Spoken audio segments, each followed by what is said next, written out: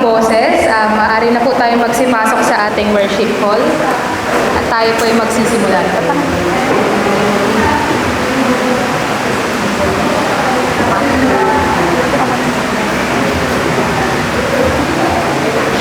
Ay. Ay. Go lang po dito.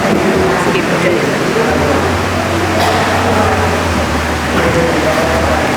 Ayan. Magandang umaga po sa ating lahat. Diba yan? Unti na nga na lang tayo. Ganyan pa yun. Sige. Magandang umaga po. Ayan. Ayun yung magtabi-tabi. Since unti naman tayo. Lapit tayo. Kuliin nyo to.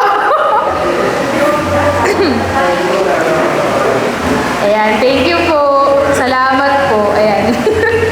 Ayan. Magandang umaga po sa ating lahat. Kamusta naman po ang bawat isa? Okay.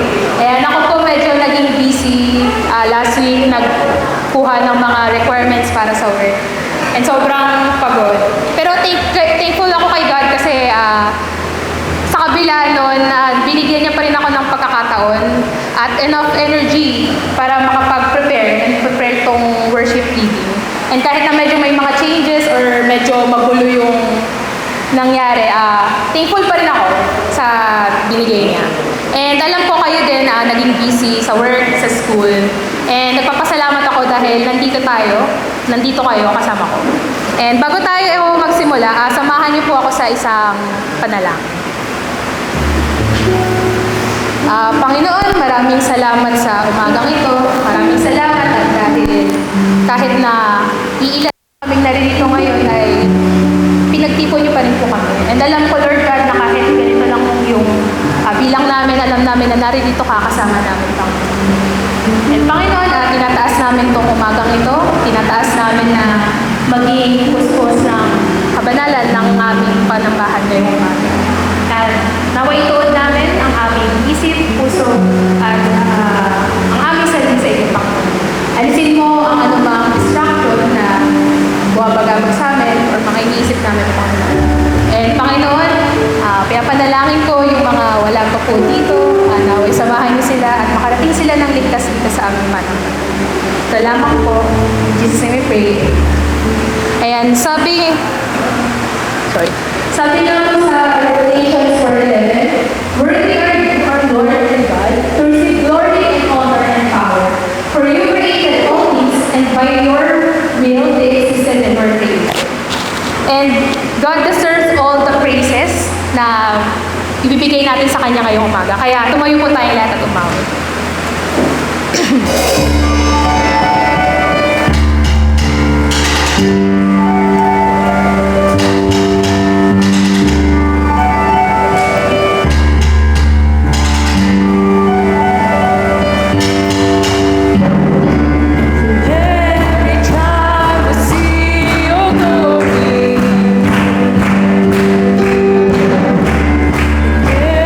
Nations bow before you.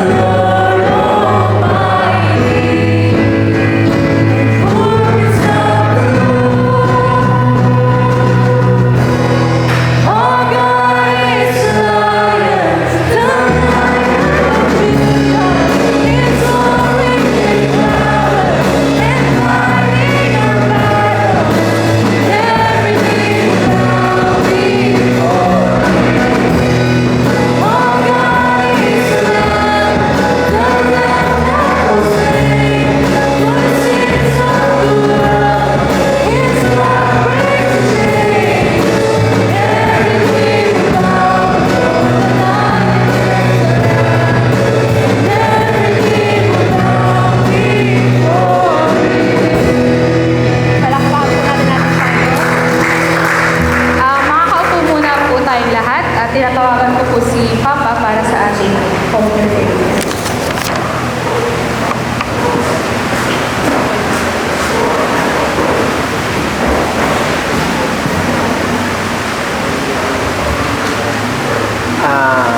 At totoo po, hindi sana talaga ako rito. Pero siyempre, gawa ng matatanggihan ba natin ng Diyos sa gawain ito. Una po sa lahat, yuko po natin ating ulo at manalangin. Lord, sa umagang ito, tinataas po namin ang lahat ng aming papuri, pasasalamat sa iyo na ikaw ang aming Diyos, na aming tagapagligtas, na aming hinihingan ng aming mga kapatawaran ng aming mga kasalanan na nagagawa namin sa aming isip, salita at sa gawa. Lord, tinataas po namin ang buong council ng aming iglesia sa pangunguna ni Elder Lem. Bigyan niyo po sila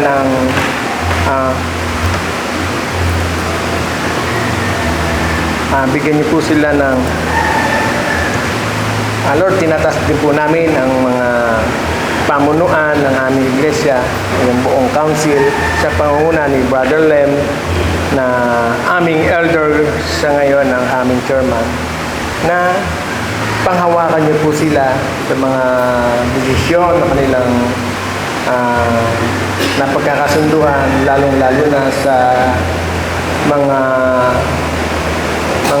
bawat kanilang gawain na maging kalugod-lugod sa iyo.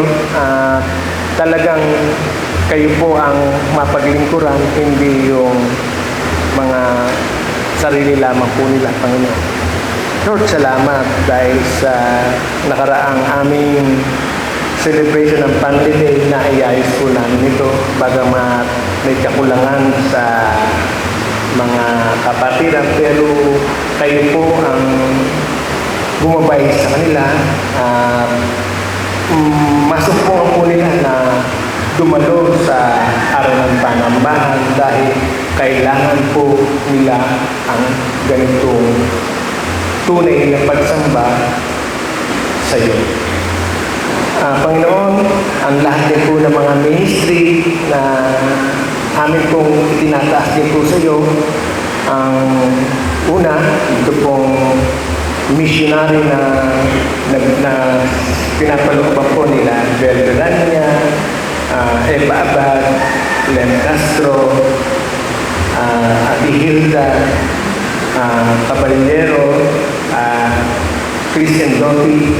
Nawa po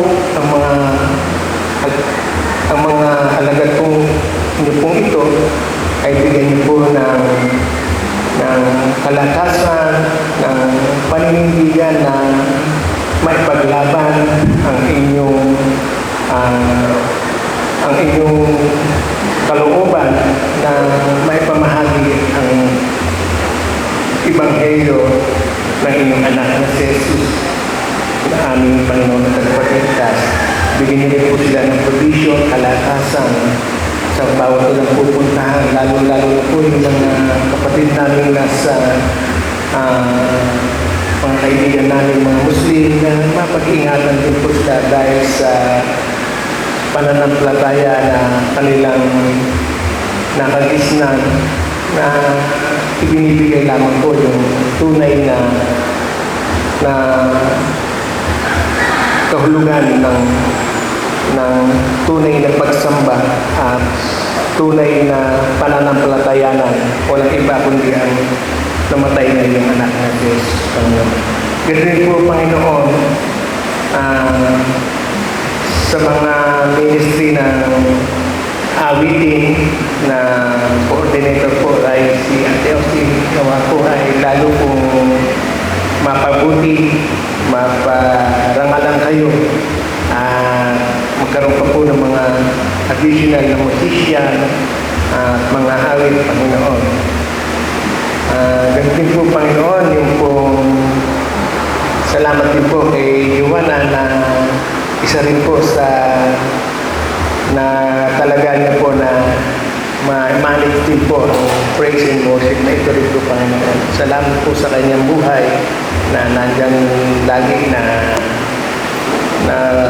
talagang binibigay niyo po yung nararapat upang kayo ay talagang mapaglingkuran at mapapurihan sa mga awitin ito. Ganun po, Panginoon, ang evangelism ministry po, Panginoon, sa panguna ni Elder Len, nawa po ay talagang mapagtunan ang lugar na ito. Gagamat kami matagal na rito, pero ibigay niyo po, Panginoon, yung kasindihan na talagang nasa puso yung masusog po itong lugar na ito na talagang na maibahagi ang totoo talaga na inyong layunin sa lugar na ito. Bakit nandito ang church na ito, Panginoon? Dahil talagang mayroon kayong pinagagawa na dapat namin tugtin, Panginoon. Pero Panginoon, alam namin hindi mo kami babantayan. Basta maging tapat lamang kami sa aming paglilingkod. Ganun din po, Panginoon, yung pong aming nasyon na salamat po dahil nagkakaroon na po ng tamang desisyon ang mga bumaboto.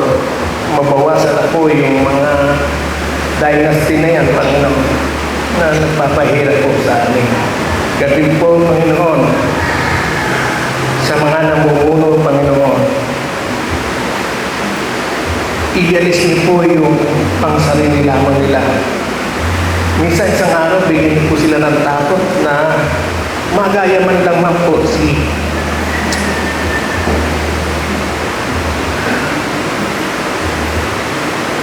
aming mayor sa Pasig na talagang ginagawa ang nararapat. Panginoon, mahabag kayo sa aming bansa na talagang palala na hanggang palala. Bigyan niyo po sila ng tao na hindi nagawa ng masama dahil tinatangkilik nila ang kamunduhan nito.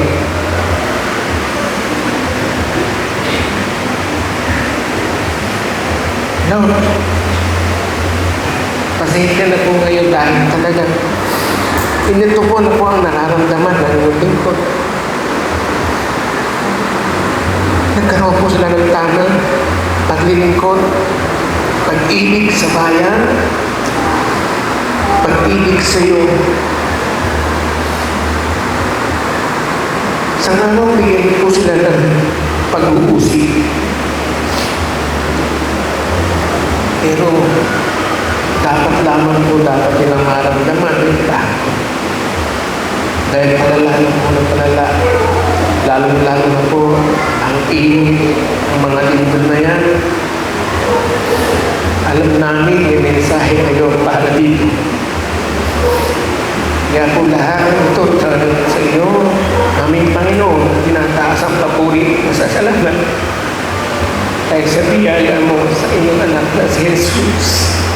Amen.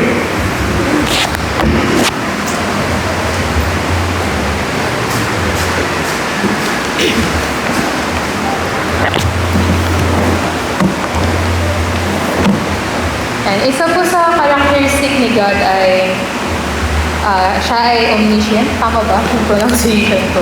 Omniscient, na all-knowing siya na God. And bali alam niya yung mga nangyayari sa buhay natin, nangyayari sa bansa natin, at nangyayari sa sarili natin, sa bilang individual. And way back 2024, una, hindi ako naniniwala na God knows, hindi naman know. Like, hindi ako naniniwala na alam niya kung ano yung struggle or sorrow ng isang tao. Pero yung na-preach siya ni Tito Ando, The God of All Circumstance, sinabi doon na si God ay bumaba and nabuhay ng normal or isang mortal. And doon sa message na yun, pinakita na nabuhay si God bilang tao and alam niya kung ano yung struggles ng isang tao, nadaanan niya lahat. Sa pagiging bata, binata, hanggang sa maging adult siya. Naranasan niya lahat yun. Kaya hindi natin pwedeng sabihin na, Diyos siya eh. Hindi niya alam yung struggle ko. Hindi niya alam yung sorrow na nararamdaman ko. Kaya sabi nga po sa Psalm 34:1-3, I will praise the Lord no matter what happens, and I will constantly speak of His glorious grace. I will boast of all His kindness to me. Let all who are discouraged take heart. Let us praise the Lord together and exalt His name. So kahit na meron po tayong struggles or sorrows sa pinagdadaanan, or tayo man ay nasasaktan, lagi natin siyang isip, lagi natin siyang hanapin, and patuloy pa rin natin siyang bigyan ng pagpapalagay. Tumayo po tayo.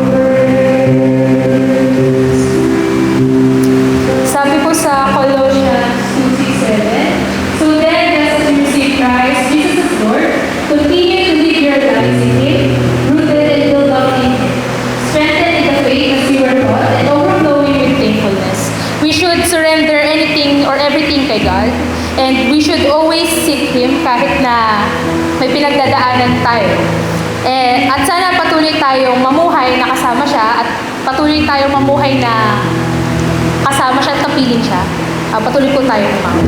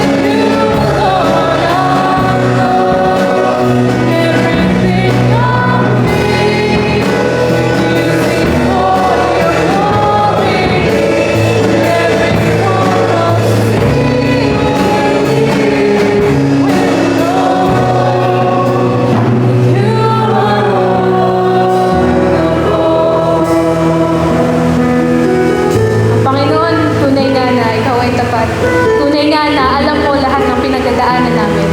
At alam mo kung ano yung magagawa mo para sa amin. And Lord God, sa umagang ito, tinataas namin si Pastor Joel Togle sa kanyang message ngayong umaga. Alisin mo yung anumang distraction na pwedeng magalis sa amin ng focus sa pakikinig ng salitang Panginoon. And may we apply kung ano man po yung maririnig namin ngayong umaga. Ito lamang po ang aming panalangin. In Jesus' name we pray. Okay, makakaupo na po tayong lahat at tinatawag ko po si Pastor Togle para sa atin.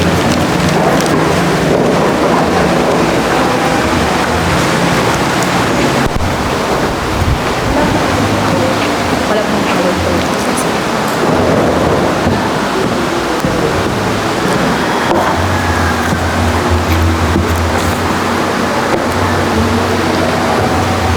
Hello. Good morning.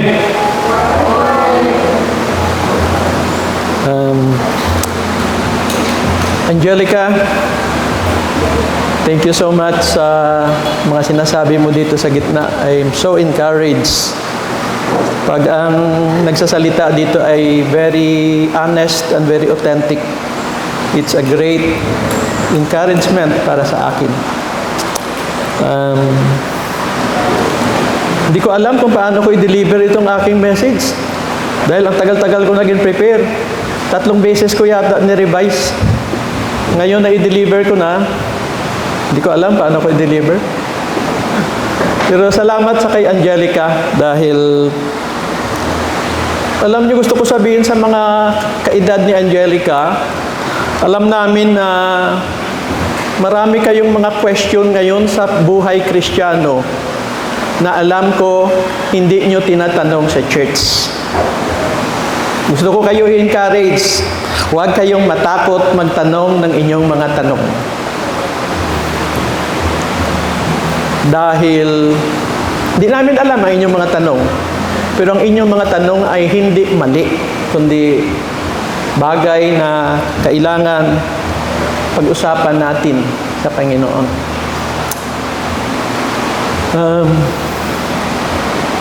Sabi ko kanina, sabi ko, wag na lang kaya ako mag-preach, mag-small group na lang kaya tayo mag-usap. Bili tayo ice cream, tapos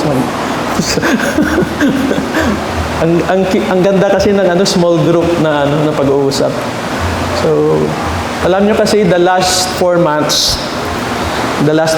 ay mayroon akong karanasan sa Panginoon na hanggang ngayon, tinatanong ko pa sa Panginoon. Dahil hindi ko maintindihan. I'm 71 years old, pero ang karanasan ko in the last 5 months, ay bago sa akin. Sabi ko sa isang millennial, sabi ko para akong teenager, parang sinusubukan ako ng Diyos ng isang pagsubok na para sa mga millennial. Sabi niya sa akin, oo nga, pastor, parang ganun ka, parang millennial ka. So, dinadala ko sa Panginoon yung kanyang pinagsusubok sa akin. Ang ginagawa ng Panginoon, tinatawanan lang ako ng Panginoon. Sabi niya, di ba magaling ka? Di ba matagal ka na Christian? Ito nga, subukan natin kung kaya mo to. So, hanggang ngayon, kanina nag-uusap kami ni Mercy kasi ang aga-aga pa namin nag-almusal kami doon sa 7-Eleven. Sabi ko sa kay Mercy, naghahanap ako kasi ng isang Kristiyano na mas matanda sa akin naman. Yung medyo mahaba ng karanasan. Kasi ang aking nararanasan, hindi ko maintindihan. Bakit ganon? So, alam nyo, nung bata pa ako, na Kristiyano, bago pa lang akong Kristiyano, ang tingin ko sa Diyos ay parang pulis na lagi lang nagbabantay kailan ako magkasala. Hindi ko alam kung ganun din ang iba sa inyo. Pero nung maliit, bago pa akong Christian, ang tingin ko sa Diyos para siyang pulis na nagbabantay lang kung kailan ako magkasala para paluin niya ako. Pagalitan niya ako. Ngayon, hindi na. Ngayon, hindi na. Magkaibigan na kami. Magkaibigan na kami. Hindi na siya pulis. He is a friend. At ang prayer ko sana na mas spread yun sa lahat sa atin. Because our God is really a loving and a friendly God. At dito ngayon, ang mensahe na binigay ng Diyos para sa akin, para sa atin lahat, ay isang mensahe na siguro bago sa inyo. Kasi bago din siya sa akin. Medyo bago siya sa akin. Pero nagbabago siya ng imahe ng Diyos sa atin lahat. Ang isang imahe ng Diyos na lagi natin tinatabi na para hindi siya ganun. Next semester, sa June, magtuturo ako ng Theology 2. Ang Theology 2 ay tungkol sa Diyos at tungkol sa tao. So, nagbuklat ako ng theology book. At pagbuklat ko ng theology book, ang Diyos doon ay parang pulis. Istrikto. Masyadong istrikto. At ang parte doon tungkol sa Diyos na nakalagay sa Biblia na andito ngayon ang mensahe natin, nandun siya sa tabi-tabi, hindi masyado binibigyan ng pansin. Pero ang Diyos natin, mga kapatid, ay kagaya ng sinabi ni Angelica, ay isang Diyos na naunawaan niya tayo. Kasi naging kagaya siya sa atin. Hindi lamang sa katauhan ni Kristo, kundi kahit pa sa bago pa yan. So, gusto ko samahan ninyo ako sa Jeremiah chapter 8. If you have your Bibles, Jeremiah chapter 8. Napakahaba ng binigay sa akin na passage, chapter 8 and 9. So, tatlong beses ko nga na-revise ang aking manuscript kasi parang sa tingin ko hindi ko pa nakuha ang ibig sabihin ng Diyos sa akin. Okay? Ang gusto ko dalhin kayo, mga kapatid, sa Jeremiah chapter 8, verse 18. Basahin ko sa English. Ang Bible na ginagamit ko ay yung New Living Translation. Jeremiah chapter 8, verse 18. Ang sabi niya, verse 18, "My grief is beyond healing. My heart is broken." Sabi ng Diyos, ang aking kalungkutan ay hindi mapagaling. Ang aking puso ay basag. That is God speaking. My grief is beyond healing. My heart is broken. Sabi ng Diyos. Sa verse 21, I weep for the hurt of my people. I am stunned and silent, mute and grief.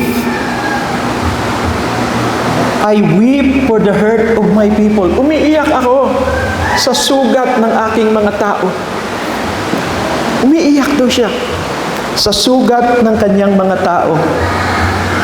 I am stunned and silent, mute and grief. Hindi daw siya makapagsalita. Wow. Siya makapagsalita. Ang title ng mensahe na binigay sa akin ng Panginoon ay The Sorrow and the Struggle of God. Ang kalungkutan at ang pag-struggle ng Diyos natin tungkol sa atin. Gusto ko manalangin, sandali, bago tayo magpatuloy. Let us pray.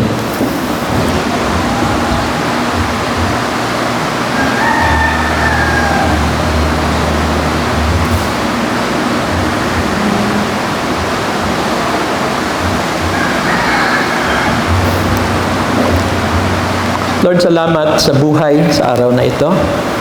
Salamat, Panginoon, sa bawat kapatiran na tinipon niyo dito, Panginoon, pagtipon ninyo sa amin. Lord, salamat that we are all healthy and alive and free to worship you. Lord, we pray na ang aming pagtipon ngayong umaga ay magdala sa amin ng mas malapit sa pagkakilala sa inyo. Dalangin namin, Panginoon, na ang iyong salita gamitin ninyo, Panginoon, upang magpakilala sa amin kung sino kayo, ang Diyos na nagligtas sa amin. Upang makapamuhay kami ng totoo, authentic sa iyong harapan. At hindi isang buhay, Panginoon, na pagkukunwari sa aming sarili, sa inyo, at sa isa't isa. Lord, gamitin ninyo, Panginoon, ang inyong salita upang magpakilala ng malalim sa amin kung sino kayo at ano kayo, Panginoon. Upang sa lahat ng oras ng aming buhay, magkakaroon kami ng buhay na pakikitungo na relasyon sa inyo. Kahit anuman, Panginoon, ang aming nararanasan, ma-experience ka namin. Salamat, Panginoon, sa lahat ng ito. Sa pangalan ni Kristo Jesus. Amen. Wala kami ni Mercy, anak. We are already, this month will be 42 years na mag-asawa. Pero naintindihan ko kung ano ang pakiramdam ng isang magulang pag ang isang anak niya ay nagsusubail sa kanya. At gumagawa ng isang bagay na hindi niya gusto dahil masama para sa bagay. Naintindihan ko yun. Kahit wala kaming anak. So naintindihan ko kung paano ang isang magulang na mahal niyang kanyang anak, pero gumagawa ng masama, pero anak pa rin niya. Nag-aagaw ba? Nagre-wrestle sa kanyang puso na paluin ko ba ito? O pasensyahan ko? Kung pasensyahan ko, paano kaya siya paglaki niya na? Yun ang struggle. No? Ang struggle between love and discipline, between love and justice, between love and righteousness. At yun ang kalagayan ng Diyos dito sa Jeremiah 8 and 9. Ang kalagayan ng Diyos, para siyang isang magulang, kagaya sa atin, na naglalaban sa kanyang puso. Naglalaban sa kanyang puso. Ang pagiging ekstrekto at pagpatawad. Kasi ang istorya dito, mga kapatid, ay ang Israel ay nagbabackslide. At sa kanilang pagbackslide, nakikita ng Diyos at sa kabanalan ng Diyos, His holiness, nakikita ng holiness ng Diyos ang pagbackslide ng bayan ng Israel, ang kanyang anak. At sa kabanalan niya, nakita niya yon. So ang unang reaction ng Diyos ay ang pagpataw ng parusa dahil siya ay banal. Pero pagkatapos na mag-pronounce, mag-declare siya ng parusa, ang ginawa ng Diyos dito sa talata, nagbigay din siya ng paraan kung paano nila maiwasan yung kanyang parusa. Yun ang takbo ng chapters 8 and 9. At makita mo yung hirap sa pakiramdam ng Diyos. Yun ba nga, kapatid, ang pakiramdam ng Diyos sa atin pag nag-backslide tayo. Ang backslide na sinasabi sa Bible, hindi lang yung hindi ka na nakikita sa Lord of Life. Hindi lang yung ang backslide. Ang backslide ay yung ang puso mo malayo na sa Diyos kahit nagsisimba ka. Nagsisimba ka, pero malayo ng puso mo sa Diyos. He is near your lips but far from your heart. That is backsliding. At yun ang kalagayan ng Israel. Kasi nagsasamba pa sila sa Kanya eh. Gusto ko, mga kapatid, isa-isahin sa atin, anong nakikita ng Diyos na backsliding? God's holiness sees the people's backsliding. Ang number 2 natin na point, so God prophesies discipline to them. Ang third point, but after pronouncing their prophetic discipline, God pronounces advice how they can avoid the discipline. Yun ang kanyang structure. Nakita niya ang kanilang backsliding, ni isa-isa ng Diyos eh. Item by item. Pangalawa, nag-pronounce siya, itong gagawin ko sa inyo. Ang pangatlo, itong pwede niyong gawin para hindi ko ito gawin sa inyo. Sabi na? So gusto ko isa-isahin sa atin, mga kapatid. Ano ang nakita ng Diyos sa Israel sa kanilang backsliding? Sa chapter 8 verse 5, sabi niya, then why do these people keep going along their self-destructive path, refusing to turn back, even though I have warned them? Sabi niya, bakit itong mga taong ito, patuloy na patuloy sila sa kanilang pamumuhay na kasinungalingan. Kahit sinasabihan ko na sila na bumalik, mag-repent sila. Bakit sila patuloy na patuloy? Ano siya? Nagtataka siya. He is baffled sa kanilang backsliding. Bakit sabi niya, patuloy silang ganun? Hindi lamang yon. Sa sunod na verse, sabi niya sa verse 6, I listen to their conversations, and what do I hear? Is anyone sorry for sin? Does anyone say, what a terrible thing we have done? No! All are running down the path of sin as swiftly as a horse rushing into battle. Sabi niya, wala eh. Nakikinig ako sa kanilang usapan. Ang kanilang mga pag-uusap, walang katotohanan. Ang ibig sabihin ng Diyos, pag-uusap ng mga Israelites during that time, hindi sila totoo sa isa't isa, nagbubulahan sila. At wala sa kanilang nagsasabi na, ano ba itong ginagawa natin? Wala silang nakarealize na nagkakasala sila. Nakikita ng Diyos. Sabi niya, nakikinig ako sa kanilang pag-uusap. At wala silang kaalam-alam na sila ay nagkakasala sa aking harapan. Pwede pala yun? Pwede pala yun? Hindi natin alam na tayo nagkakasala. Pero alam ng Diyos. Na, pwede pala tayong bulag sa ating pagkakasala. All the while, iniisip natin na tama ang ating pamumuhay, pero pag tiningnan ng Diyos, mali pala. Mayroon kami term yan eh. Sincerely wrong. You are sincere in what you are doing, pero sa mata ng Diyos pala ay hindi siya tama. Yun ang kanilang kalagayan ng Israelites. Hindi lang yon. They have no knowledge of God's requirement. Sabi ng Diyos, wala silang alam kung ano ang aking inaasahan sa kanila. Look at verse 7. Sabi niya, the stork knows the time of her migration, as do the turtle dove and the swallow and the crane. They all return to the proper time each year, but not my people. They do not know what the Lord requires of them. Binabanggit ng Diyos 3 ibon, swallow, turtle dove, yung kalapati, tapos may isa pa. Sabi niya yung mga ibon, alam nila kung kailan sila mag-migrate, pupunta sila sa isang lugar, alam nila kailan sila babalik. Yung mga tao ko, wala silang alam. Hindi nila alam na kailangan na sila manumbalik sa akin. Wow. Sabi niya, hindi alam na Israelites na sila ay naglayo sa Diyos at hindi sila bumabalik. Sabi ng Diyos, mabuti pa ang mga ibon.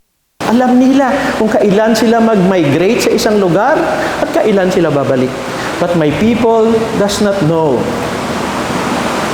Hirap na.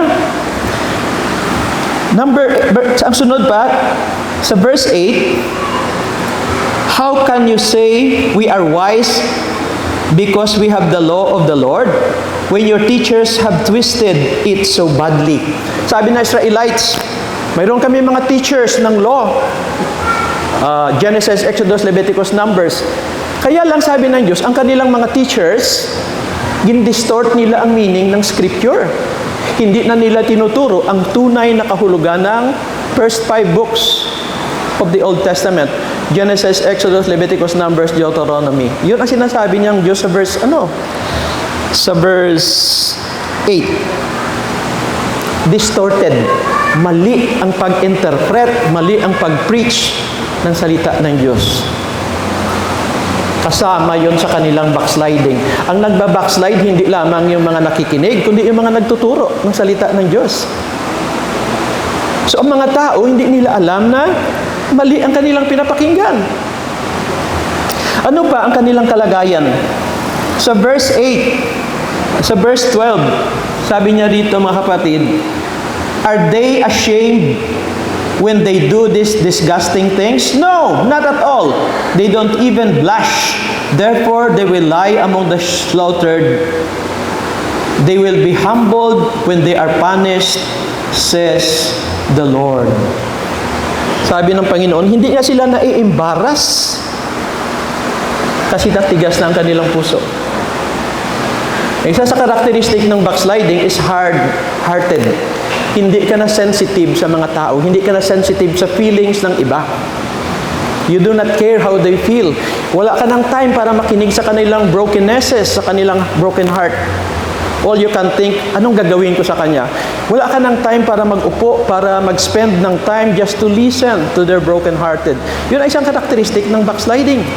Kasi masyado kang self-centered. Wala kang time to listen to others. All you can think is your agenda, anong gusto mong gawin sa kanila. Ano pa?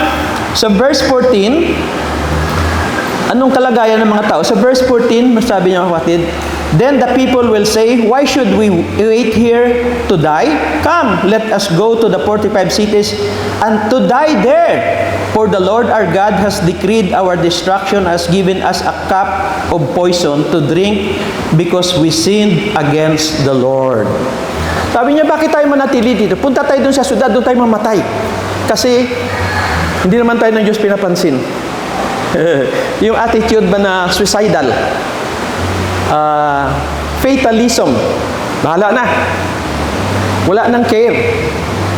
Sa sobrang tagal na kanilang kalagayan, nawawala na silang pag-asa. So tanggap na lang nila, sige na lang, doon tayo mamatay, huwag tayo magtigil dito. Total, hindi naman tayo ng Diyos pinapansin. Ibig sabihin, wala na silang hope na pwede silang makapanumbalik sa Diyos. Kasi tumigas ang kanilang puso.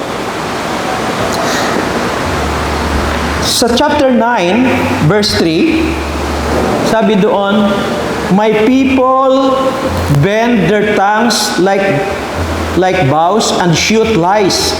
They refuse to stand up for the truth. They only go from bad to worse. They care nothing for me, says the Lord. Anong kanilang kalagayan? They have become hypocrites. Sabi sa verse 3, naging hipokrito sila. At hindi lamang naging hipokrito sila, sa verses 4 to 6, naging hipokrito sila sa kanilang relasyon sa isa't isa. Naging hipokrito sila sa relasyon nila sa Diyos, naging hipokrito sila sa relasyon natin sa kanilang kapwa-tao. Isa sa pinakapangit na katangian ng backsliding. Yung tawag ba nila na ngiti aso? Nakangiti ka sa tao, pero ang ngiti mo ay hindi nanggagaling sa puso, kundi para lamang mag-appear na nangingiti ka. Hindi siya nanggagaling sa iyong kaluluwa, hindi siya nanggagaling sa iyong heart. Tawag nila ngiti aso. You do not really care for people. You look at people as if they are things na magagamit. Hindi ka nagre-relate ng tatao sa tao. Yun ang kanilang katangian. Dito sa chapter 8 and 9 ng Jeremiah. At dahil doon, mga kapatid, ang sabi ng Diyos sa verse 18 to 21, ano sabi niya kanina? Ulitin ko sa atin. Sabi niya, verse 18, my grief is beyond healing. My heart is broken. Nalulungkot ang Diyos. Nalulungkot ang Diyos pag ganun tayo. Pag hindi tayo totoo sa Kanya at sa isa't isa. Yung pagiging totoo, pag malungkot ka. Pag masaya ka. You are authentic. You are authentic. At doon, sabi ng Diyos sa verse 18, nalulungkot ako, my heart is broken. Verse 22, sabi niya, mga kapatid, is there, I weep for the hurt of my people. Ang tingin ng Diyos sa atin pag nag-backslide tayo, kagaya nung na-describe doon na binasa natin, nasasaktan doon ang Diyos. Sasaktan siya. Dati, ang akaisipan ko, pag nag-backslide ako, galit ang Diyos sa akin. Pero dito, nasasaktan siya. Naawa siya kasi sa atin, at sa awa niya, nasasaktan siya. Nasasaktan siya. Dahil iniisip ng Diyos, hindi kayo dapat magganon. You don't have to be like that. Because I love you. I have a wonderful plan for you as my children. Hindi kayo kailangan magkunwari. Hindi kayo kailangan magsinungaling sa inyong sarili o sa akin. You can be yourself. You can be yourself. Maging totoo ka. Nag-aaral kami sa Batangas, sa Laguna, ng hermeneutics, at ang isa sa pinag-aralan namin ay ang Book of Psalms. At sabi ko sa kanila, sa Book of Psalms, there are 8 kind of Psalms, at ang 8 kind of Psalms, 8 kind of our emotions bilang mga tao. At bakit ng Diyos pinasulat yun sa Bible, ang 8 kinds of emotions? Kasi gusto ng Diyos ang ating emotion ma-express natin sa Kanya. Pag malungkot ka, iyak mo sa Diyos. Pag galit ka, maggalit ka sa Diyos. Pag hindi mo maintindihan ang nangyayari, tanungin mo ang Diyos. Pag may tao ka nakagalit, isumbong mo sa Diyos. Because gusto ng Diyos maging totoo tayo sa Kanya. Pag may kaaway ka na tao, huwag mo siyang saktan. Magsumbong ka sa Diyos. Because God wants us to express our full humanity, ang buo nating pagkatao. Gusto ng Diyos kasi malaya tayo na magpahayag, ganito ako, Lord. Sinasabi ko nga, mga kapatid, yung aking struggle ngayon sa Panginoon, dinadala ko, inaaway ko siya eh. Lord, bakit ganito? 71 years old ako, bakit mo ko pinararanas ng ganito? Natawanan niya lang ako eh. Sabi, di ba magaling ka? Di ba graduate ka ng magaling na eskwelahan sa Maynila? Ito, subukan ko. Subukan natin kung kaya mo to. So, kahit nahihirapan ako, I know that God loves me sa gitna ng aking pagsubok. So, ang ginawa ng Diyos, mga kapatid, He prophesied discipline sa Israel because He is a holy God. Pag nakakita siya ng kasalanan sa atin, wala siyang magawa kundi na magpataw ng disiplina. Because He is a holy God. Hindi niya ma-stop ang kanyang sarili. So, ang ginawa ng Diyos dito na pangalawa, nag-declare siya, nag-pronounce siya ng discipline. At anong discipline? To put to shame their idols and themselves. Sabi ng Diyos, ang lahat ng sinasamba nyo na Diyos-Diyosan, ilatag ko yan sa lupa lahat para makita nyo na sila ay Diyos-Diyosan, hindi sila buhay na Diyos. Para mapahiya ang inyong mga Diyos-Diyosan at pati kayong mapahiya na sinamba nyo sila. Ilatag, sabi niya, ilatag ko yan lahat sa kalsada. So that everyone will see that they are idols and they are not like me. Buhay at nagmamahal na Diyos. Ang pangalawa na ginawa ng Diyos, pahirapan sila ng Diyos. Sabi niya, I will make you very poor financially. Pahirapan ko kayo. Ang pangatlo, I will make your cities unlivable. Sabi niya, gawin ko ang inyong mga syudad, mahihirapan na kayo, hindi na kayo komportable sa inyong mga tirahan. I will make your cities unlivable. Hindi na kayo maka-enjoy sa inyong tirahan. Ang pang-apat na pinataw ng Diyos, ikalat ko kayo. Hindi na kayo pwede magsama-sama. Ikalat ko kayo. Yun ang kanyang pronouncement ng discipline sa kanya. Kaya lang, pagkatapos ng Diyos i-pronounce ang kanyang prophecy of discipline, ang sunod niya na ginawa, naglagay siya ng mga paraan kung paano nila maiwasan ang kanyang disiplina. Sabi no? Kasi nga nag-aagaw sa kanyang puso yung pag-ibig at ang kanyang holiness. Pag-ibig at holiness. Ganon din tayo, di ba? When we love someone at gumawa sila ng masama, nag-struggle ka, no? Paluin ko na ba o bigyan ko muna ng ano? Ganon din siya. He struggles. Because He is a person. He is not a machine. Ang Diyos ay hindi makina. Ang Diyos ay persona. And He struggles with us. If we struggle with Him, He is also struggling with us. So ang ginawa niya, after pronouncing the prophecy, He pronounces prophetic discipline, He pronounces counsel, advice, how they can avoid His discipline. Wow.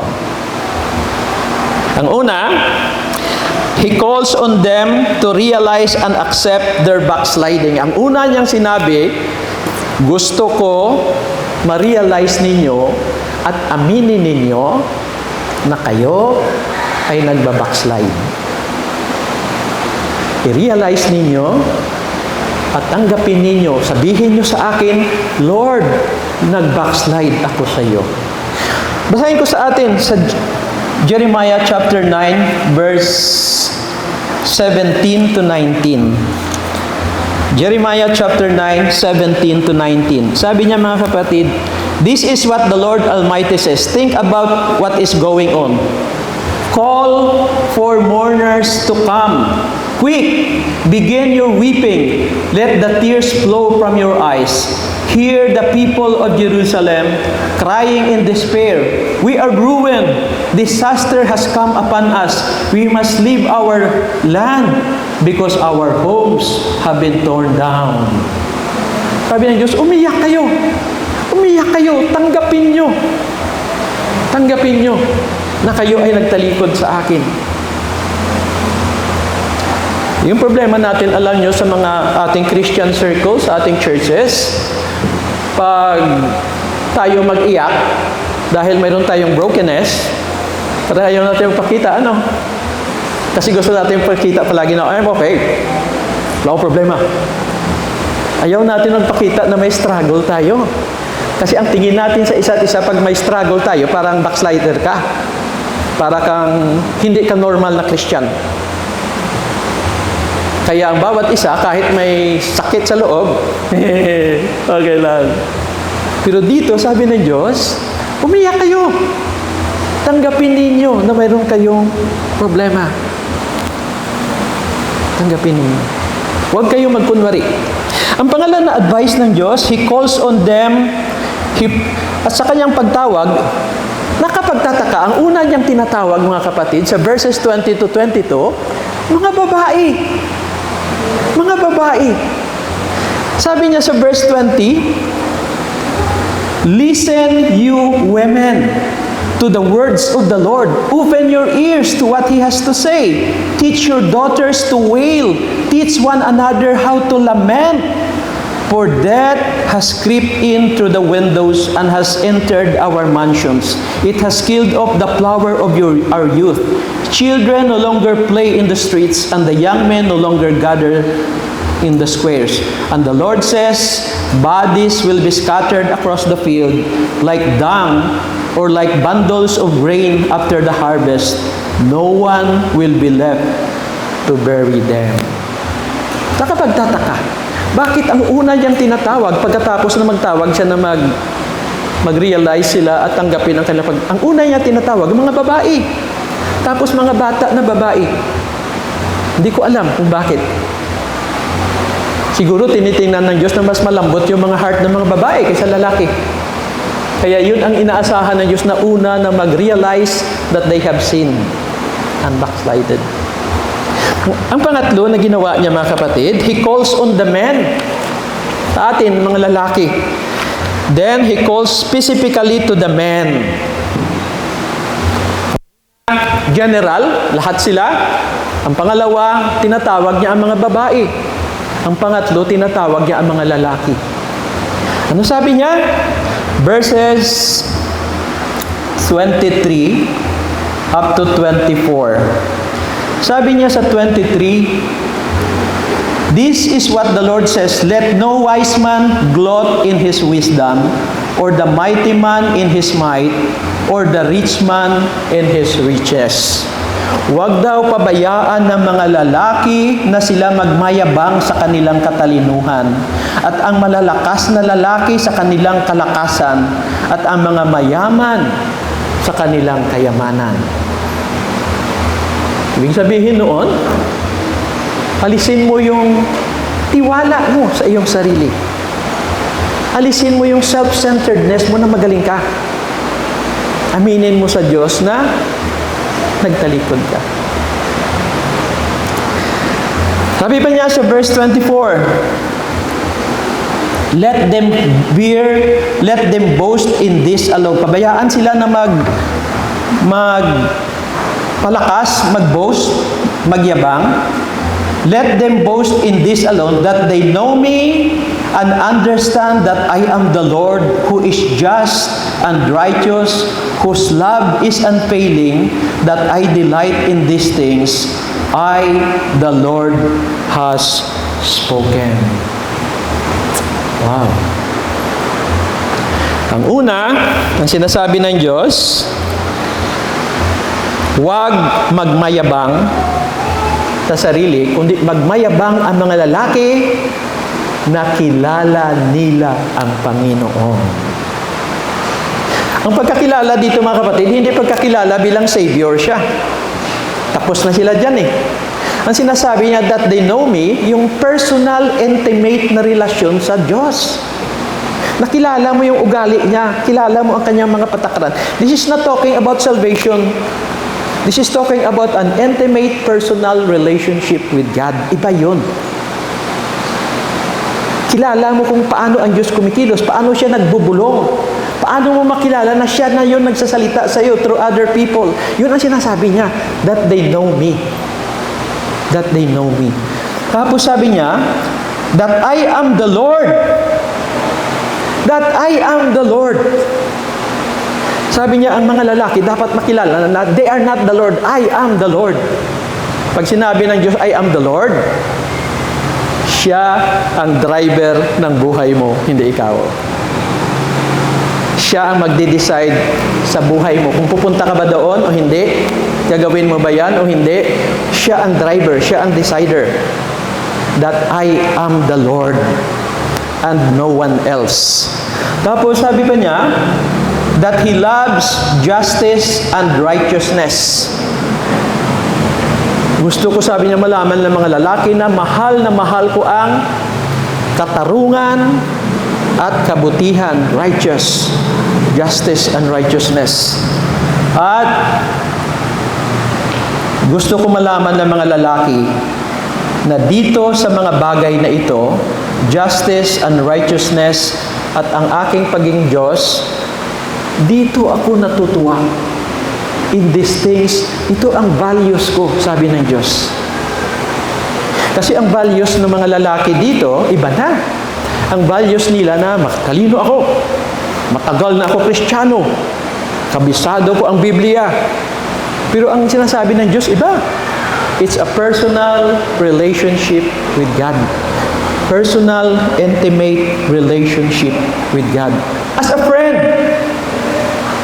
Hindi siya pulis. He is a friend na pwede siyang kausapin. Pwede siyang pakiusapan. Yun ang sinasabi niya. This is the message sa kanila. So he recognize a living relationship with God. Yun ang sinasabi ng Diyos sa kanila para maiwasan nila ang kanyang disiplin. At bakit niya ginagawa? Kasi nga mga kapatid, mayroon siyang struggle. Mayroon siyang struggle. Gusto niya na sila paluin, at the same time, nandun ang kanyang pag-ibig sa kanila. So, binibigyan niya sila ng way how to get out. Maiwasan nila ang kanyang disiplina. Yun ang ating Diyos. Yun ang ating Diyos. Nakikita ng ating Diyos ang tunay na kalagayan ng ating mga puso. Nakikita ng Diyos, God, ano sabi doon? God does not look at the outward appearance. God looks at the heart. At nakikita ng Diyos ang heart ng Israelites during this time. Outward lang, panlabas lang ang kanilang pagiging mananampalataya. Sa labas lang. Ang malungkot sa lahat, pati ang kanilang alam tungkol sa teolohiya, tungkol sa Diyos, distorted pa. Dahil ang kanilang teachers ay naging hindi honest sa pagturo ng salita ng Diyos. So, malungkot ang Diyos. At He struggles sa bagay na yan. So ang tanong natin, why does He not simply send discipline outright? Bakit hindi na lang siya magpadala ng disiplina? O kung hindi disiplina, bakit hindi na lang sila patawarin? Diretso. Wala na pag-usapan. Pwede niya gawin, di ba? Pwede siya magpadala ng, ito, parusahan ko kayo ng ganito. O kung hindi siya magparusa, okay, absuelto kayo lahat. Pwede niya gawin. He does not do that. He does not do that. Bakit? Because He is a God na mayroong struggle between His characteristic.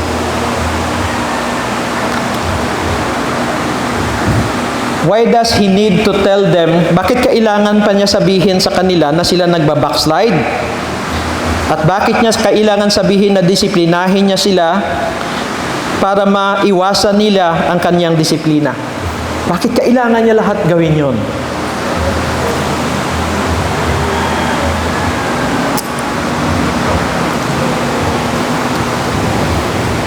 Ang salita ay panliligaw. Nililigawan sila ng Diyos. Kasi gusto ng Diyos mabalik ang kanilang love relationship sa isa't isa. Kasi hinihimok ng Diyos, God is trying to court. Nililigawan ng Diyos ang puso ng Israelita. Nililigawan ng Diyos ang ating puso. Pag nagtalikod tayo sa Kanya, na tayo ay magkusa, na mag-realize na tayo nagkasala sa Kanya, and then we decide from our heart, Lord, I'm sorry, Lord. Nagkamali ako. Nililigawan niya sila, nililigawan niya tayo. Courtship. Courtship. Nung ang Judah at ang Ephraim ay nag-backslide sa time ni Hosea, ang tribe of Judah at ang tribe of Ephraim nag-backslide din sa Diyos. Sa Hosea chapter 6 verse 4, alam niyo sabi ng Diyos? Anong gagawin ko sa inyo, Ephraim? Anong gagawin ko sa inyo, Judah? Ang inyong pag-ibig ay parang hamog na nandyan, mamaya wala na. Siya ay isang lover. He is at a loss. Kasi mahal na mahal niya sila. At the same time, nagbabackslide sila. Siya ay isang lover na nangliligaw. Bakit ganun kayo, Ephraim? Bakit ganun kayo, Judah? Your love is like a morning mist. Parang hamog ang inyong pag-ibig sa akin. Hindi niya alam ang kanyang gawin. Mahal na mahal niya sila, pero sila walang pagmamahal sa kanya. Pero sa halip na parusahan niya sila at patayin lahat, nililigawan niya sila na sila magpanumbalik sa isa't isa. What a wonderful picture. Pag tayo mag-backslide sa Diyos, please pansinin ninyo kung paano kayo nililigawan ng Diyos. Kasi hindi siya pulis na may batuta at baril na basta kanyang barilin pag ikaw nagkasala. He is trying to make love to you. He is trying to make love to us. Courtship. God is courting them again. God is seeking a relationship with holiness and love. A relationship that is voluntary. Ang hinahanap ng Diyos na relasyon na bumalik ay voluntary. Hindi napilitan. Hindi dahil sa takot sa Kanya, kundi sa pagkakakilala that He is a forgiving and loving God. Inaasahan ng Diyos na magbalik tayo sa Kanya, hindi dahil takot tayo sa Kanya, kundi mahal natin siya. At sa pagmamahal na diyan, nandun yung respeto, nandun yung pagtakot na mawala natin ang kanyang pag-ibig. God is seeking a relationship that is mutual. Hindi lamang siya, kundi tayo din. Hindi lamang siya nagsisikap na manumbalik siya sa atin, siya din nagsisikap, umaasa na manumbalik din tayo sa kanya. Mutual. Mutual. Mayroon akong minimentor na isang tao Pero gusto niya, matigil ang aming mentorship. Sabi ko, hindi kita ma-mentor kung ayaw mo. Kailangan kasi ang mentorship ay mutual. Hindi pwede na ako lang gusto mag-mentor sa iyo. Kailangan gusto mo rin. Ang malungkot mga kapatid, minsan ang ating relasyon sa Diyos ay one way. It is always God who is initiating to us. We are not initiating to Him. Hindi siya mutual. One-sided siya. God is seeking a relationship that is personal from our decision. Gusto ng Diyos ang personal, intimate relationship with Him. Na mayroon kang kwento tungkol sa relasyon ng Diyos na hindi kwento ng iba. Hindi siya hiniram na kwento, kundi kwento niyong dalawa. You can tell stories between you and God bilang lovers. Mga stories na only between you and God. Mga intimate stories. Yun ang gusto ng Diyos. Yun ang gusto ng Diyos. Historia de un amor. Stories of love between you and God. I have a lot of those stories. Sa tagal ko na relasyon sa Diyos. So mga kapatid, do you have a personal relationship with God? One that no one else has. Mayroon ka bang kwento na gano'n? Mga istorya na intimate at buhay at aktibo. Living and active. Is your relationship with God voluntary? Ang relasyon sa Diyos, voluntary o tinulak ka lang? Pinilit ka lang ng iba? Tinulak ka lang ng iba o pinilit, pagdating mga pagsubok, madali kayo maghiwalay ng Diyos. But if you have a personal, intimate experience with God, walang makaalis noon sa inyo. Ang relasyon mo ba sa Diyos galing sa takot, obligasyon, o para pangpakita lamang sa iba? O sa pagsunod lamang ng rules? Kasi iyan ang inaasahan ng lahat. Para makita lang ng mga tao na gumagawa ako ng ganito. Pero it is not real between you and God. Ang hinahanap ng Diyos, mga kapatid, ang tuo at tunay na relasyon sa Kanya. Very intimate, very private. Yun ang hinahanap ng Diyos. Yun ang gusto ng Diyos sa atin. So, is your relationship with God voluntary, out of fear, obligation, or show off? May isang pastor na gin-summarize niya, mga kapatid, ang ating relasyon sa Diyos. At nagsulat siya ng isang short essay. At sabi doon sa essay, this is from a book, The People of the Lie. Sabi ng Diyos, gin-summarize niya ang buong mensahe ng Diyos sa Biblia at sa ating karanasan. Sabi doon ng Diyos, I love you. And you are beautiful, sabi ng Diyos. More than you know about yourself. Kasi akong gumawa sa iyo. Nakikita ko how beautiful you are. And I have a beautiful plan for you personally. At sabi ng Diyos, kahit magtalikod ka sa akin, I still love you. Ang totoo yan, sabi ng Diyos, pag nagtalikod ka sa akin, ako pa rin ang nagbibigay sa iyo ng buhay para makapagtalikod ka sa akin. Because my love for you is not controlling. Is to give you freedom na magtalikod sa akin at bumalik sa akin. At sabi ng Diyos, kahit magtalikod ka sa akin, hindi ko payagan na mawala ka sa akin. I will do everything I can to take you back. I will not allow you to be lost. Because you are so beautiful. Hindi mo lang alam kung gaano ka kaganda. Pero ako na gumawa sa iyo at gumagawa sa buhay mo, alam ko kung gaano ka kaganda. More than you know about yourself. and I will never let you fall. Dahil mas kilala kita kaysa pagkilala mo sa akin. And I love you, and I will never let you go. Kaya mga kapatid, ang Diyos ay hindi pulis. God is our lover. Ang sabi ni Philip Yancey, ang isang theologian, sa kanyang libro, What's So Amazing About Grace? Alam mo sabi ni Philip Yancey, our God is a God who is hopelessly in love with us. Wala na siyang pag-asa talaga, in love talaga siya sa atin. Hindi ito ibig sabihin mga kapatid na mag-backslide tayo.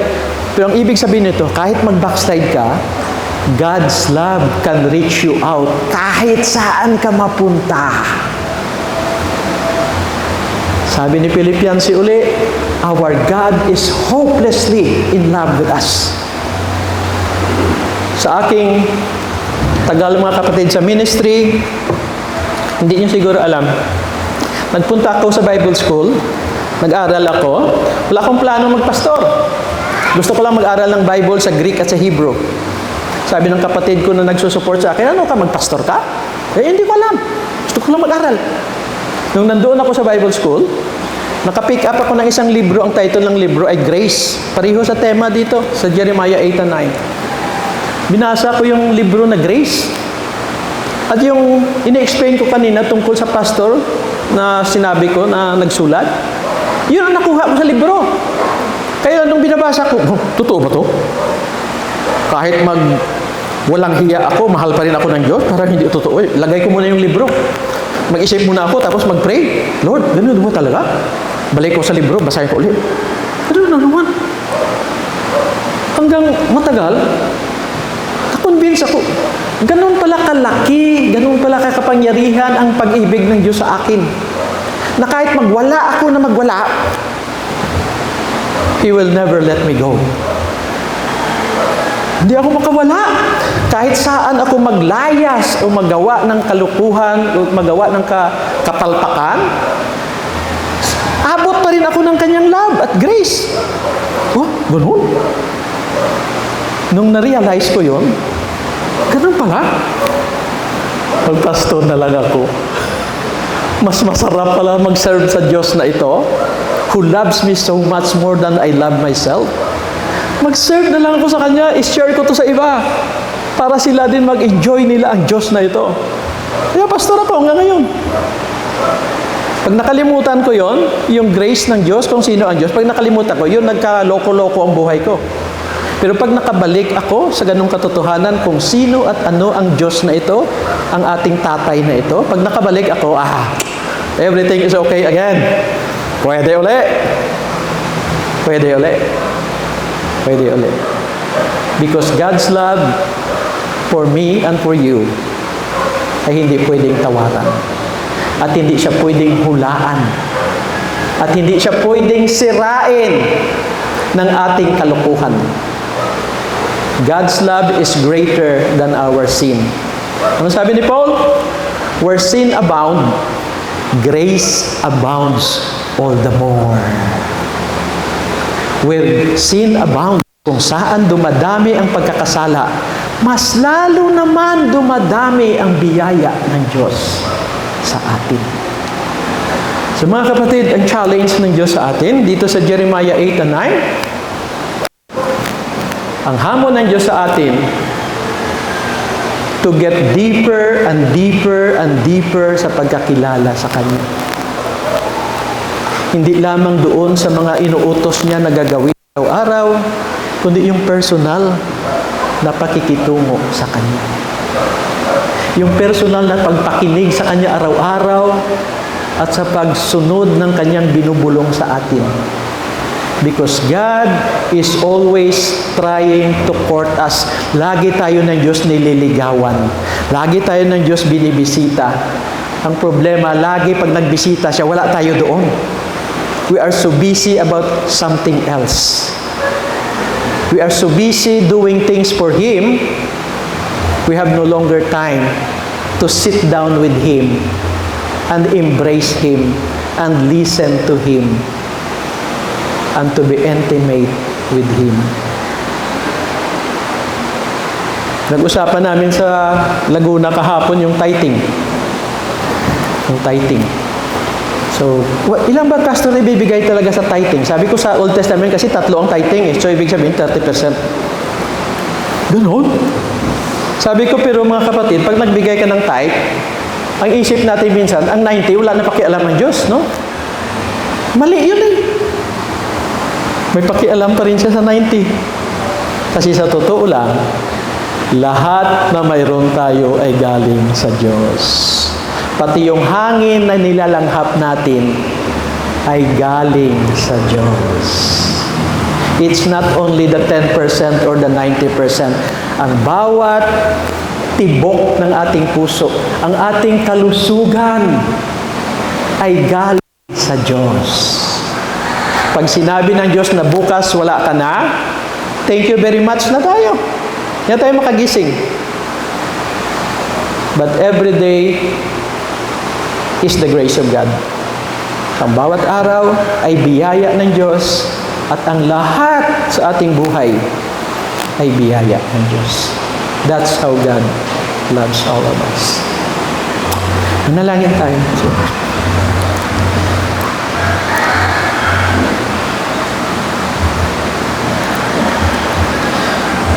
Panginoon, nagpapasalamat po kami na Ikaw ay aming kaibigan. Kaibigan na nakakaunawa sa amin. Dahil minsan, Ikaw ay bumaba at naging kagaya sa amin sa persona ni Kristo Jesus. Lord, salamat po sa hamon niyo sa amin kung sino ka at ano ka. Ikaw ang Diyos na laging nangliligaw sa amin for a personal and intimate relationship.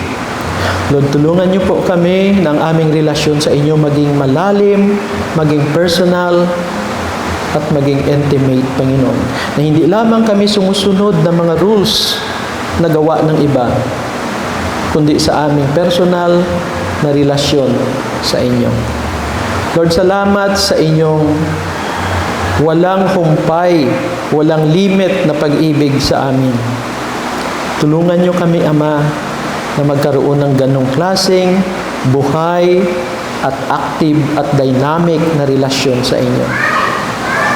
Sa isang buhay na Diyos, na personal, na gusto magkaroon ng personal at malalim na relasyon sa amin bawat isa. Itong aming dalangin, Ama, sa pangalan ni Kristo Jesus. Amen.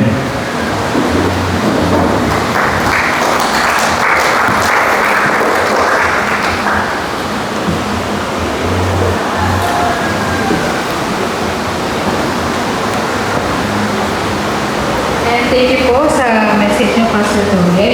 Sinabi sa message din na marami akong na-pick up na highlights. And ayun, yung sinabi nga ni Pastor na nasasaktan din ang ating Panginoon kapag tayo, kung maisipan natin mag-backslide, ay makagawa ng mali. And isa rin dito sinabi yung ang Diyos, ang nais ng Diyos ay maging totoo tayo, maging authentic tayo, at maging totoo tayo sa pag-umaharap tayo sa Kanya. And ang nais din ng Panginoon na tayo ay magkaroon nga ng personal, intimate relationship na sa Kanya na hindi yung one-sided lang. And His love is not controlling and He will reach out to us kahit ilang beses na tayo ang tumatalikod sa Kanya. So maraming salamat po ulit, Pastor. Ngayon pati rin po ng ating worship ay ang pag-ikot po ng ating tithes and offering. Kaya tawag ko po si Sir nila.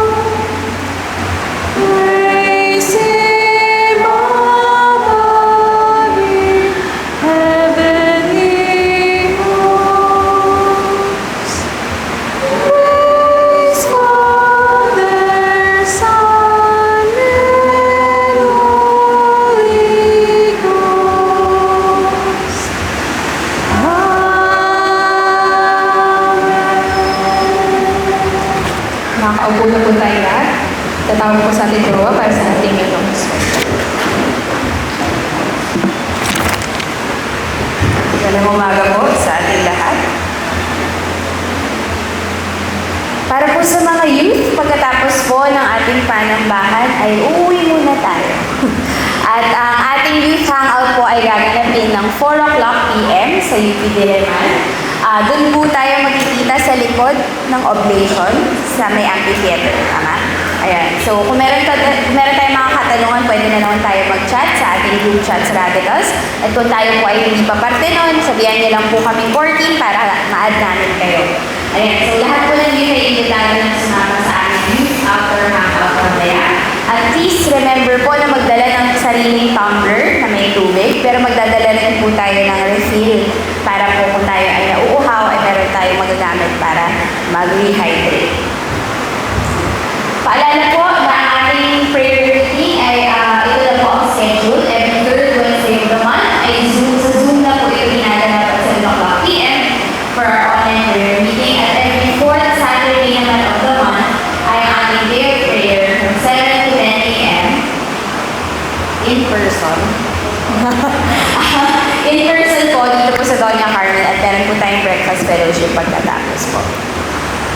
Next week po, Sunday, 9:30 a.m., ang ating worship leader ay si Nika Habate at ang ating teacher po ay si Nadina Nalilis at itutuloy niya po ang series natin sa Jeremiah 20 at ang kanyang topic ay The Place of Lament in Our Servanthood. At 9:30 a.m. pa rin po ang ating panambahan para sa linggong iyon at sa hapon, at pagkatapos po ng ating service ay meron po tayong ginagawang lunch fellowship every first Sunday of the month at 12 o'clock. Dito po sa Doña Carmen. At potluck po ito, pwede po tayong magdala ng pagkain na pwede po natin pagsalusaluhan. Pero tulad po ng dati, kung wala po tayong madadala, wala pong problema, meron pong ipoprovide din ng church na pagkain at pwede pa rin po tayong sumama sa ating tanghalian. At sa darating din po ng Saturday naman, sa May 31, ay ang ating ABCOM Community Day from 8 o'clock a.m. to 6 o'clock p.m. sa Marikina Sports Center. At paalala lang po na ang kulay ng Lord of Life ay pink. So sana po kung tayo ay dadalo ay nakasuot tayo ng pink sa araw na yun. Patuloy din po natin ginagawa ang piso kada araw para sa ating Pastor's Wellness Fund. Wala pa po ata ulit ang ating alkansya. So pwede po natin itago muna ang ating mga donations. Pagbalik po nito ay pwede po tayo ulit magbigay ng tulong para sa ating mga pastor. Meron po tayong mga sineselebrate this week. Birthday po ngayon ni Kuya Michael Palonte.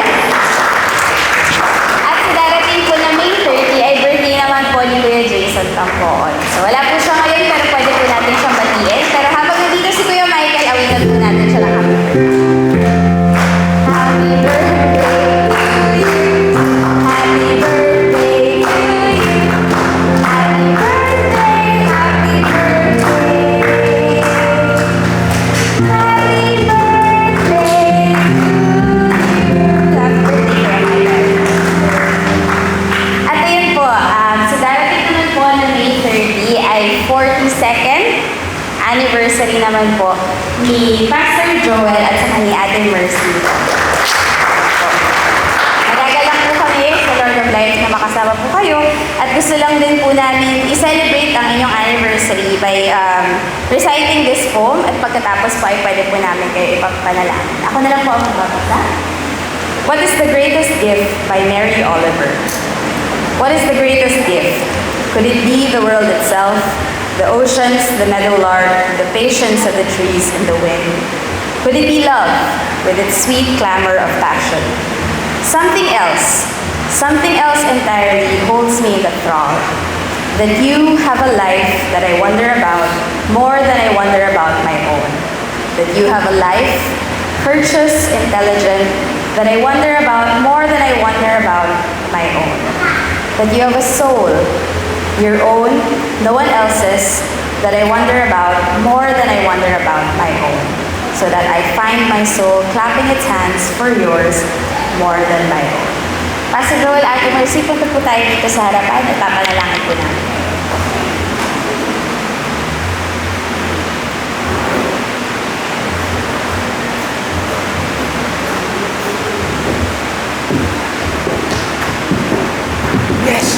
Mga kapatid, sa mga po ako, magtumalik po tayo at maraming panalangin yung ilang kain natin sa anniversary ni Anniversary Pastor. Dakilang naman lang Diyos, ikaw po ay aming pinupuri at sinasamba sa iyong kabanalan at kadakilaan. Sa mga pagpapala mo at mga pangako mo na ipinakita ang iyong pag-ibig at katapatan. Sa pagmamahal ng wagas at tapat sa iyong pinagtagpo ang puso nila Pastor Joel at Tito Mercy. Sa kanilang pagdiriwang ngayong ika-43rd wedding anniversary, kami po ay nagpapasalamat sa katapatan at kabutihan mo sa pagpapatuloy na sila ay may pag-asa at patuloy na nagmamahal sa isa't isa. Higit sa lahat, Panginoon, ang pagpapanatili ng iyong pag-ibig sa isa't isa dahil sila ay pinagpuklod mo ng iyong wagas na pag-ibig. We pray, Father God, pag-ingatan mo po ang kanilang mga kalusugan, patuloy na paglakasin ang kanilang mga pisikal, spiritual na buhay. Gayun din po ang pagbibigay ng provision sa kanilang mga pangangailangan at patuloy ang kanilang pagsasama sa pagtibay ng bigkisin ng kagayapaan ng iyong pag-ibig. Patuloy po gamitin ang kanilang mga buhay na maging daloy ng mga pagpapala para sa bawat pamilya at mga kapwa. Heavenly Father, as your words in Ephesians 4:42, patuloy mo po silang patuloy po namin silang tinataas. Help them, be remain and completely humble and gentle. Be patient, bearing one another in love. Make every effort to keep them the unity of the Spirit through the bond of peace. And over all this, O God, we humbly ask to you, ang lahat Panginoon ay aming pong tinataas, tanging sa pangalan lamang ng Panginoong Jesus. In the name of Jesus we pray. Amen.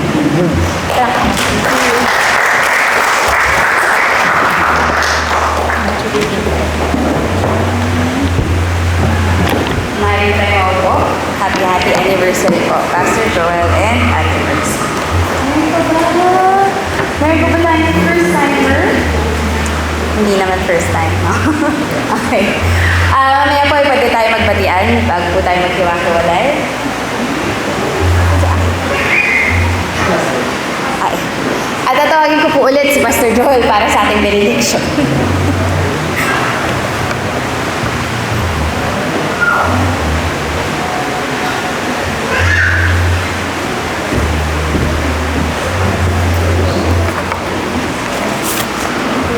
Kala ko, hindi na ako mag-benediction kasi pinag-pray na ako. Hindi tayo tamaya.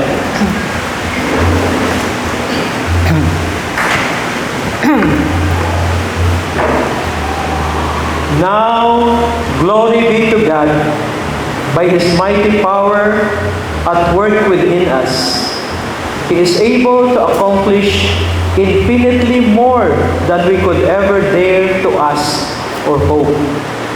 May He be given glory in the church and in Christ Jesus forever and ever, through endless ages. Amen and amen.